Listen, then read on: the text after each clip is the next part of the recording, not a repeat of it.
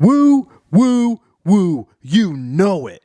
Oh, radio, tell me everything you know.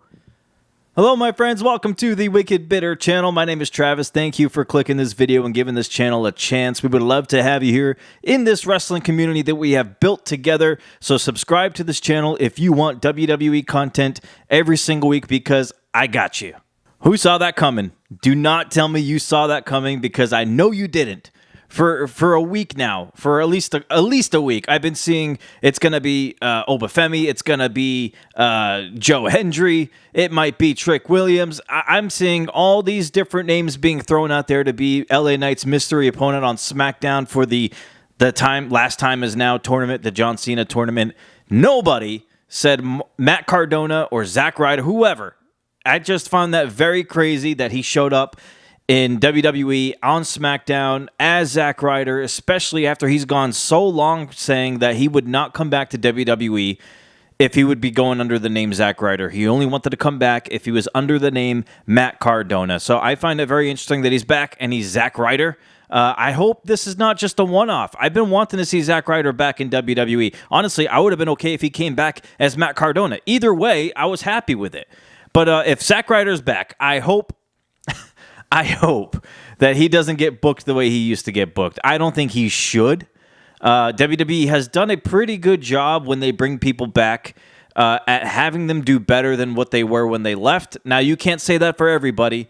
Rusev's kind of still in the same spot that he always has been in WWE. Andrade kind of was in the same spot. But guys like CM Punk have done a lot better. Obviously, Cody Rhodes have done a lot better since they've come back. Zack Ryder looks amazing. His physique is incredible, and plus, he's made a name for himself and done very well for himself on the Indies or TNA, AEW. Anywhere he's gone, anywhere he showed up and performed, Matt Cardona has done very well for himself.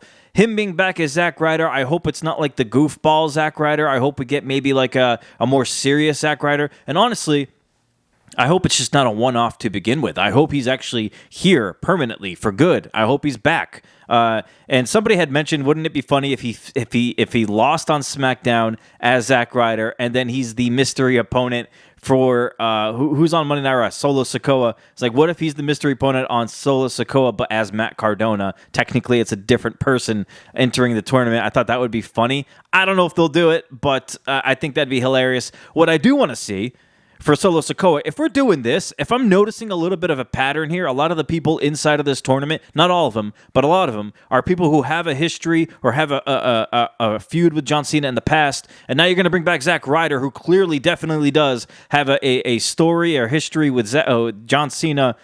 What I want to see from Monday Night Raw, yes, the Matt Cardona part thing, that would be funny if he showed up as Matt Cardona on Raw after showing up as Zack Ryder on SmackDown and getting eliminated. And honestly, that'd be kind of a cool way to introduce the new version of himself as Matt Cardona. Look, Zack Ryder in WWE lost a lot. He just lost on SmackDown after returning. He's done. Here's Matt Cardona. This one wins. That would be kind of a cool way to do it. But what I want to see on Monday Night Raw, if we're going to go this way, if this is the pattern, I want to see Dolph Ziggler.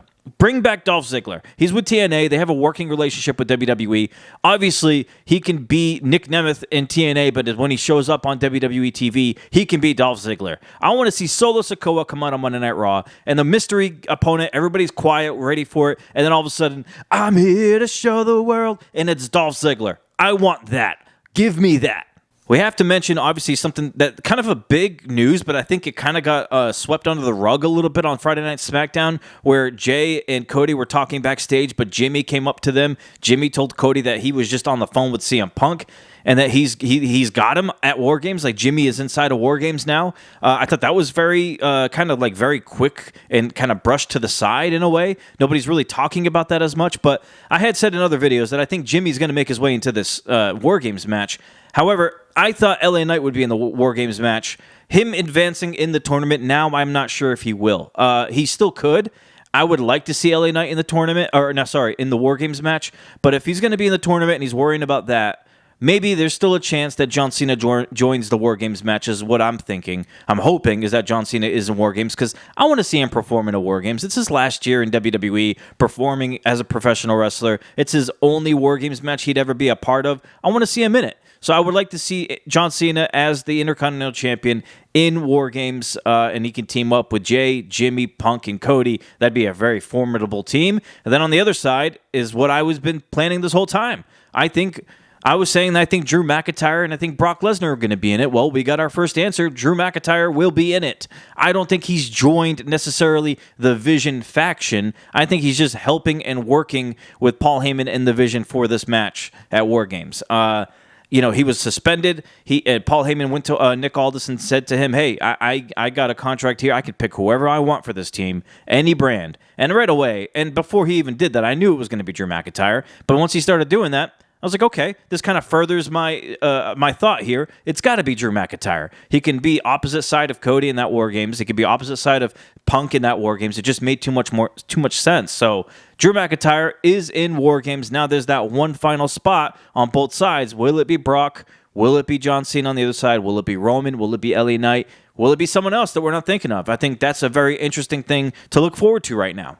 Quickly got to mention what happened with the women's side of the War Game stuff. Some developing news here on SmackDown where Io Sky and Rhea Ripley came out and they were talking about how they're going to have Alexa and Charlotte be part of the War Games. And Charlotte, who came out very smiley and happy and just flipped on a dime, and she said, no, I can't do it. I can't pretend anymore. I can't do this. I don't like Rhea. I don't trust Rhea. I think she's a snake. And no, I can't join War Games. I'm not going to be in it. And I thought, that's a very strange way to kind of just flip on it right there. Like, it's just, and the way she walked off was very awkward. I'm like, what's going on? Like, it just didn't make sense. I still believe Charlotte will be in it. Maybe in the next couple of weeks, it's going to be Alexa Bliss trying to convince her. Maybe Rhea tries to convince her. Maybe she'll come out and make the save once they're outnumbered or something. I think Charlotte will be in there. If Charlotte is not in War Games, this opens up the opportunity for Lyra and Bayley to be in the War Games match instead. Now, if Charlotte is in War Games, I would fully expect, I don't want to say fully, but my guess would be AJ Lee will be the final one on the good guy side on the women's War Games match. And on the heel side, I'm assuming it would be Becky Lynch. Because if Charlotte's not in there and you got Lyra and Bayley in there to fill out that team, then the other side, they still need one more member, and who could that one last person be? Unless maybe it is Charlotte, which I don't think, because Charlotte's getting bullied and picked on by all the heels in that match. I don't think she would join them, even though she does not like Rhea. I still have a feeling Charlotte's going to be in that match. I think she's going to be in War Games, and I think she's going to be on the good girl side, I guess, the babyface side. And if she is, I would like to see AJ fill out that squad, and I would like to see Becky fill out the heel squad. And if you're asking why am I saying those two names, I just think during the match between Maxine Dupree and Becky Lynch, I feel like AJ Lee is going to get involved in that match and either cost Becky the Intercontinental Championship, and then that'll create, or I guess resume the feud between the two, which can result to them being in the War Games against one another. That's what my mind process is for all of that, and that's what makes sense to me. So I would love to hear your thoughts, though. Let me know who you think will be in the final spots of the men's War Games and the women's War Games matches. Did you enjoy Zack Ryder returning? Do you want to see Matt Cardona instead of Zack Ryder? Because to me, they look like the same kind of person. All right, my friends, I appreciate you checking out this video. Do me a favor, please hit like on this video. It does me a huge favor. You don't understand how big of a favor that does me. I would really appreciate it. We want to get as many wrestling fans on this channel as possible, especially if you're a WWE fan, because that's what we basically cover here at this channel. We would love to have you. It's a great community we've all built together. We want to have more WWE fans join us. It's a great place to be. I got content coming out every single week. So please subscribe if you haven't yet, my friends. Until we yeet again, as always, remember to stay bitter.